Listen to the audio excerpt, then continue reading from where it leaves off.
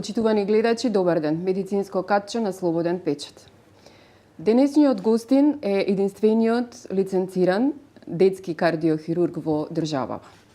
Има оперирано илјадници деца, интервенции, операции, спасување животи. Повод за денешното гостување е 5-годишниот јубилеј на Аџибадем Систина за отварање на детска кардиохирургија. Нашиот гостин, доктор Владимир Чадиковски. Докторе, добар ден. Добар ден. Не ми требаше волку голема најава, 90% од гледачите наши знаат за колку конкретно станува збор. Ве најавив како единствен лиценциран, меѓутоа не сакате во принцип да ве најавуваат како единствен лиценциран детски кардиохирург, меѓутоа вистината е таа.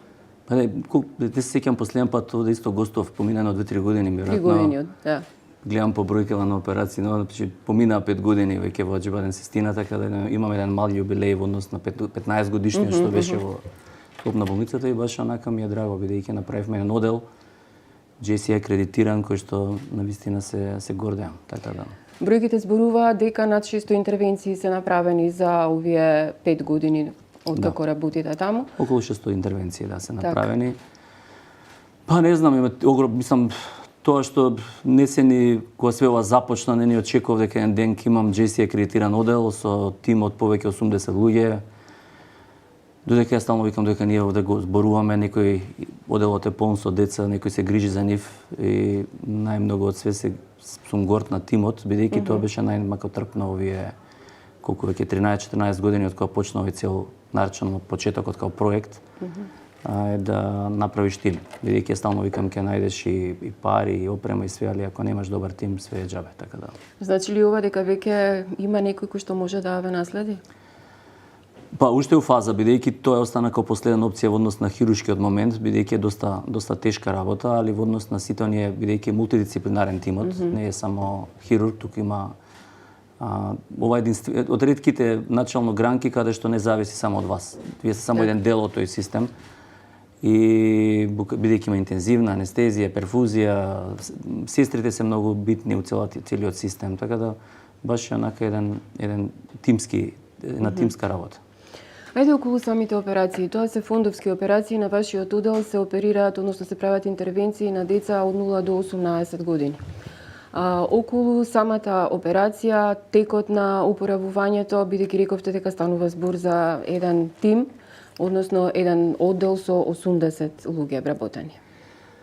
Па, бидејќи јас претходно можам да компарирам, бев детски хирург, сум специјалист по детска хирургија и после тоа сум специјализирав детска кардио, можам да ги компарирам работите. Детска кардиохирургија, таа е општи кардиохирургијата ќе возрастните е единствената гранка во медицината каде што морталитетот, смртност ја гледате во самата болница. И вие сте во еден константен мониторинг на тоа што го работите. Зошто бидејќи точно се знае годишно нас колку не е морталитетот, бидејќи не успеаме сите деца да ги спасиме. За разлика да речеме вие например немате представа колку умираат од гради, од карцином на града годишно или не знам карцином на дебело црево или кај нас конкретно цело време тоа. И тоа е една ситуација каде што е парадоксално што го памтите повеќе, ги памтите децата кои што заминале, него тие кои што ги вако бидејќи представува еден терет. Во детска кардиохирургија постојат повеќе од 180 дијагнози, значи огромен број на хируршки техники, бара многу работа, многу време. Не знам, има 5 градации на тежина на интервенции. Секое дете е своја приказна. Значи имаме тешки операции кои поминуваат лесно, имаш лесни операции кои поминуваат тешко. Едноставно за да можете да го оперирате срцето има момент. Јас стално викам треба прво да ќе се роди, ја диагностицирате болеста, па го спремате за операција, па проаѓа операцијата, па срцето не чука, додека вие го работите, па треба почне да чука, па да се опоравите, па да идете дома. Во таа цела фаза, во тој цел процес се може да се деси. И затоа не сме, стално викам ја, секој се гледа ден за ден од операцијата, не се гледа 10 дена напред, така да пак ќе кажам, тоа ми е сега последно време го кажам, ние сме у неколку наврати не даваме живот. Тоа би било многу лесно и друг ќе би се викал. Ние даваме шанса за живот. А тоа го прави системот, тимот и така натака, да едноставно има моменти кога треба и детето само да се избори за живот. Статистиката вели дека имате многу низок степен на морталитет, односно дека преживувањето во вашата болница е доста високо во споредбено со другите детски кардиохируршки оддели по Европа. На последното интервју ми кажавте дека следен ден, доколку има смртен случај, тоа добро го памтам, дека не оперирате. Ви треба еден период на оправување. Не можам да кажам дека сме најдобри, али по принцип мене ми беше најбитно се движиме во рамките и во процентите кои што се да речеме и регионално и така, мислам тоа ми е онака битно во овој период. Моментот што викаме таа статистика е сурова. Например, ние немавме скоро, не знам, 6-7 месеци починато дете и одеднаш пак ќе ве стигнат неколку деца. Претежно збориме за деца кои се многу тешки, не збориме ние за здрави деца. Па се случува што тоа се деца со многу мани, со мала телесна тежина, може да имаат и синдроми во себе, но едноставно кога сте единствениот центар, вие не сте во можност да бирате. Така. За да речеме, ова дете не го примам, може да ми почине, па ќе си бирам само кој што знам дека би имал подобри резултати. И тоа едноставно е таков тип на борба. Значи, од друга страна, за тоа учевме, за тоа работиме, за да пробаме да го спасиме секое дете. Едноставно, мислам дека како проаѓаат, мислам, се потешки деца згрижуваме. Мене ми е драго дека започнавме во овој период на вистина еден правиме константен апгрейд. Значи почнавме со ЕКМО. ЕКМО значи неколку деца со ковид спасивме. Па почнавме со хемодиализа. Па почнавме со плазмафереза. Значи буквално ние сме на некој начин интензивна нега кој што е задниот бастион на секое дете од државата кој што веќе кога што нема кај да оди мора да дојде кај нас. Бидејќи ние примаме деца, кај мене моментално на оддел имам деца кои повеќе деца кои што не се само кардио. Така. Бидејќи бекапот кога имате вие, јас што викам тежината на кардиохируршката интензивна нега е инвазивниот мониторинг и третман кој што го правите за разлика од другите интензивни неги. Зошто? Бидејќи имате се, ги имате сите апарати, го имате целиот систем, бидејќи ако вие можете да извлечете дете со од 1 килограм со срцева мана, со сите проблеми што ги има со себе, тогаш сите овие други се многу наводници, многу полесни да ги водите, бидејќи ова е многу потешко. И на тој начин нас ни е драго дека успеавме да многу деца имаме примено кои што не се само кардио деца, кои што сме ги спасили. Многу сме горди на тоа. Спомнавте дека има, мислам, секој случај е различен. Сте имале ли случај некој кога сте мислеле дека е безнадежно, нели, и операција и цел ангажман, а на крај приказната да излезе успешна и детето да остане во живот? Имаш интересната работа е тоа што секогаш го зборувавме претходно, сакам да го потенцирам. Значи ние што работиме претежно во Аџибаден Систина не сме дојдени од Франција. Значи сите сме дојдени од клинички центар. Сите сме го виделе тој клинички центар. Ја работев долги години, значи 20 на години. Проблемот со во третманот претежно каде што имате мултидисциплинарен пристап е многу тешко. По мене од оваа дистанца дури невозможно да го правите во павилионски тип. Значи вие секогаш ќе најдете добар хирург или друг или интерниста каде што има индивидуален момент. Значи одлични хирурзи и на клиника секаде ќе ги најдете, и кај нас нормално и така натака. Али каде што ќе имате вие мултидисциплинарен пристап, кај што треба да седнат 20 доктори и да одлучат, е невозможно. Например, ние имавме сега таква една ситуација, можам да споделам бидејќи детето е дома, значи за детенце кој што беше малку 10 на 12 години, со диареја по враќање и одеднашка детето се руши, нема у моментот кардиохируршки проблем. Се интубира и дојдовме во една ситуација да за прв пат, бидејќи ви кажав го знам системов како функционира, кај мене во канцеларија да седат 12 доктори од различни специјалности, секој да си го каже своето мислење, да ме убеди у тоа што го кажува, да ја координирате целата ситуација, да имате инфектолози, радиолози, нефролози, значи од сите области, и детето е живо и е дома заради тој мултидисциплинарен пристап, каде што сите на едно место седиме и разговараме за таа проблематика. Зошто? Например, у таа состојба кој што беше детето е на хемодиализа, беше на ЕКМО па на хемодиализа. Од хемодиализа организираме магнет, значи се носи на магнет, се снима на магнет, се качува горе со цела екипа, се прави пункција од коскена срцевина, се добиваат одма резултатите, се враќа на хемодиализа и тоа е 42 минути. Значи, на клиника да го воспоставите тоа, технички ви кажувам е невозможно. Зошто? Хемодиализата на едно место, па треба да сте магнет надвор на друго место, па таму треба да барате инфектолог да дојде. Да можете да ги соберете 12 души на едно место на едно место за минути. едно дете. Така. И се речунете дека тоа е, и сега да кажам, на тоа сум најмногу горд, бидејќи покажавме демонстрација на сила од аспект на стручен аспект, заради тоа што викаме чим успеавме ние ова дете да го извадиме, кој што беше скоро починато, со некој калиум од немерливи вредности од кој што застанува работа на срце, да детето си е сега дома, си бара рехабилитација, така, но си има дома дете.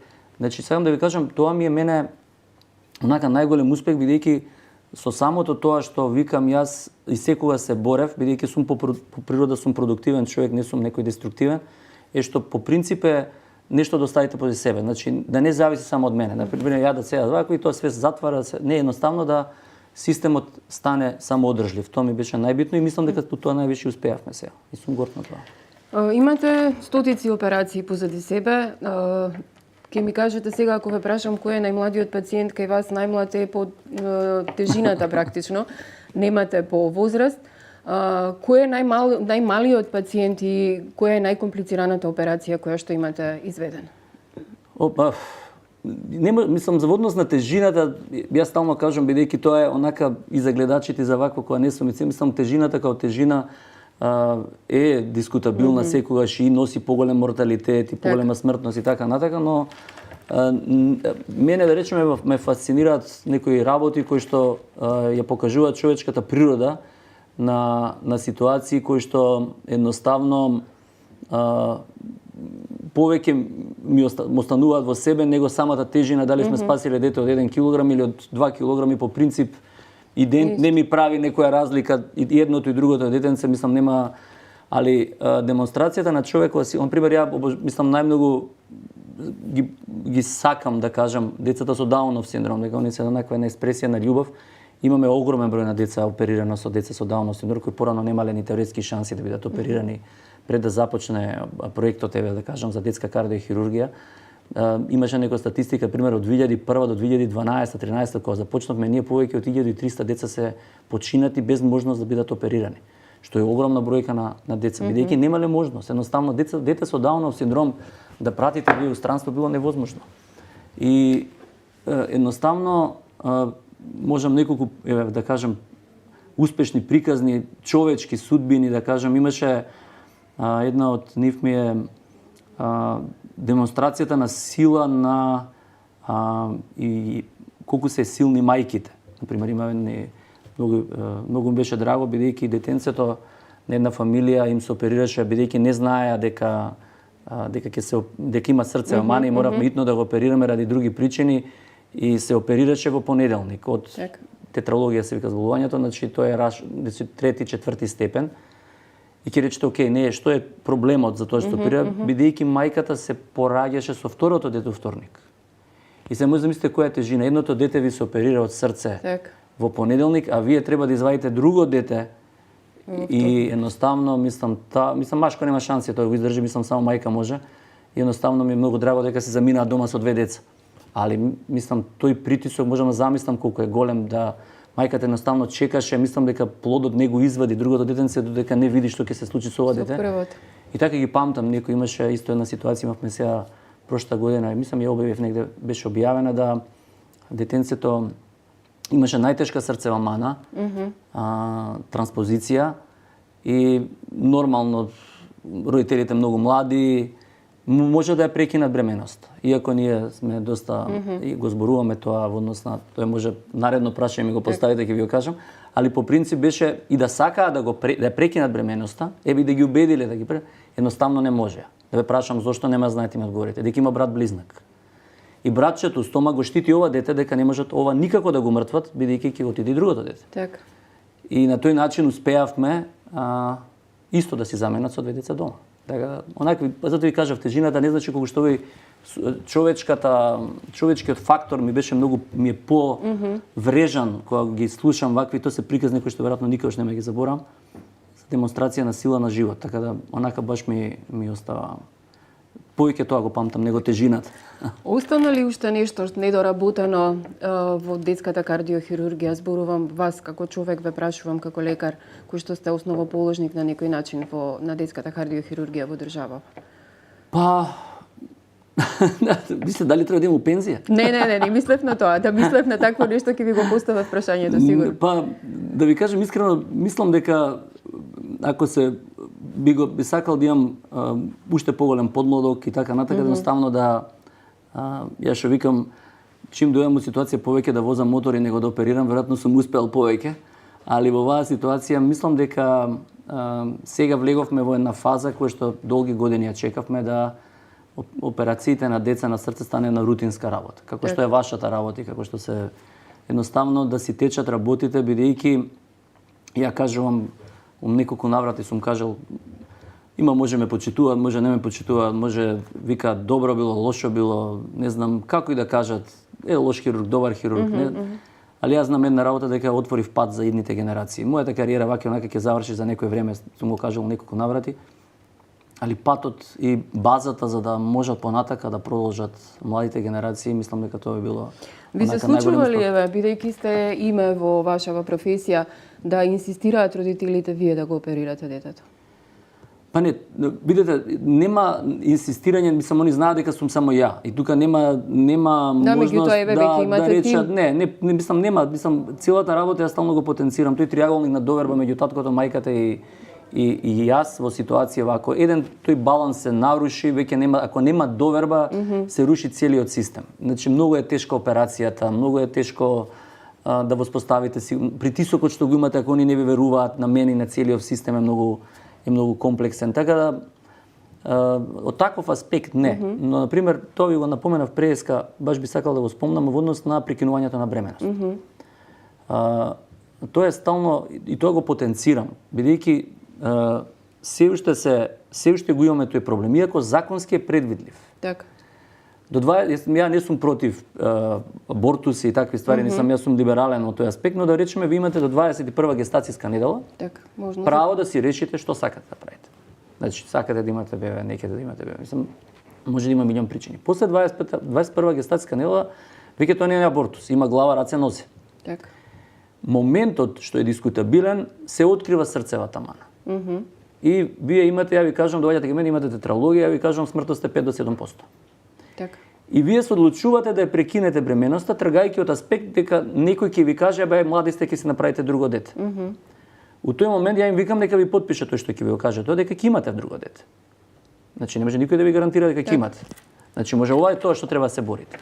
И што е се дискутабилно? Ако ја ви кажам дека смртноста е 5 до 7, морталитетот 5 до 7%. И вие на 8 годишно дете, како што бива животот, може да има тумор. И да е смртноста на тој тумор 80%. Вие за тоа дете и така треба. Ако не може во Македонија, се собираат пари, се собираат донации да го спасат тоа дете за да биде живо. Сега вие ова со 5% сакате да го мртвите, а ова со 80% се борите. Не е логично за двете да се бориме. Значи има 2-3 мани на кои што јас им сугерирам на фамилиите, како што е хипопластично лево срце, сингл вентрикул, што тоа се мани кои што навистина се дискутабилни од етички од ова, дали бидејќи е долг 3 операции, долг престој во интензивна, квалитетот на живот е вакво, тогаш може да се дискутира за прекинување на бременост. Има огромен број на мани на кои што навистина вие да ги видите тие деца како изгледаат сега, се преубави деца и едноставно нема идеја во целата работа. Значи и затоа сметам дека законот предвидува, иако тој не знам требаше во неколку наврати зборевме се направи, предвидува кога има прекинување на бременост од одредена, може да е неурохируршки проблем, треба да се викне експерт од неурохирургија, не само кардиохируршки проблем, и да се разговара со фамилијата, кои се последиците ова, бидејќи она од старт кој ќе отиде само ќе потпише други, вие немате представа. Значи може фамилијата ќе размисли претходно пред да се одлучи за тоа да го направи.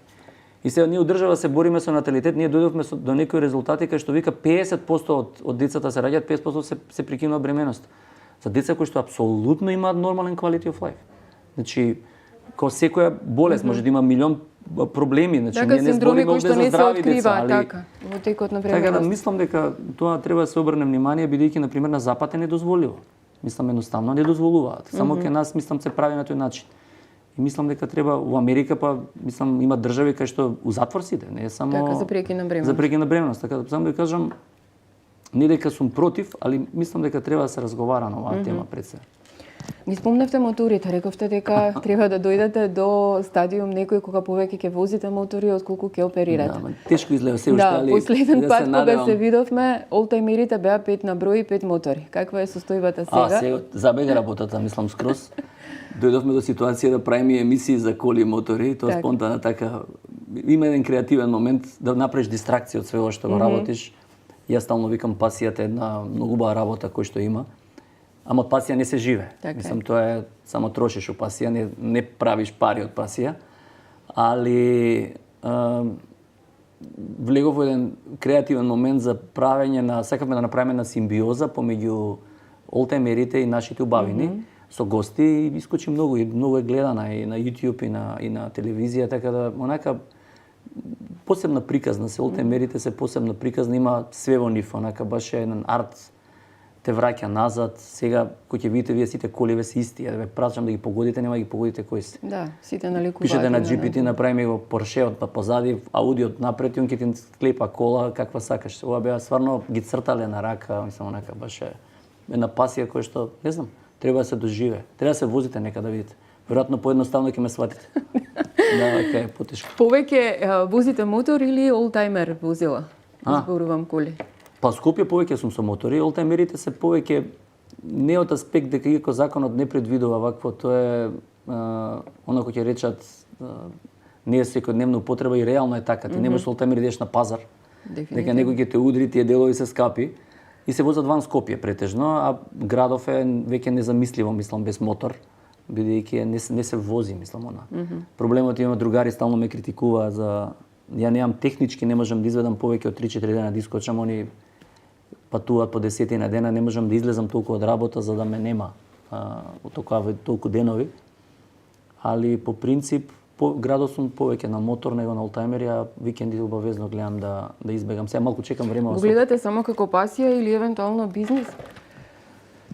Бизнис. Нема бизнис тоа. Зашто нема бизнис? Мислам, не, се има повеќе бизнес, се ама изнајмуваат, се возат по Европа, па и веќе и нас гледам има некои десетина фирми кои што веќе издаваат олтајмери. Не, принципот на издавањето на олтајмерите све оки, проблемот е што нема каско за нив, значи не може да ги осигурате олтајмерите бидејќи се многу скапи. И моментот не е проблемот вие да ги изнајмувате, туку ако не да Боже ве удри некој, не може да го поправите после, не може да најдете делови за тоа, тоа се толку ретки машини. И затоа е повеќе луѓето што имаат олтајмери ги чуваат и ги возат за себе, него што има математику, тоа единствено да го продаете. Так. Ако има, например, имам цел систем се разработено веќе на мајстори, што тоа е потешко од хирург да најдете. Да најдете соодветни мајстори, али мислам дека успеа да направам еден добар тим и за тоа, така да сум многу некако ми се погодија мајсторија овој пат, така да со нив тераме се. Ми останавте должен, не ми кажавте колкава е бројката сега на олтајмери. Па не знам, има што знам, 10 коли има веќе. Значи за 3 години двојно. Да, ретки коли се. Доктор Чадиковски, ви благодарам за гостувањето во Слободен вас. печат. Вие, почитувани гледачи, останете со нашата програма. Ви благодарам за вниманието.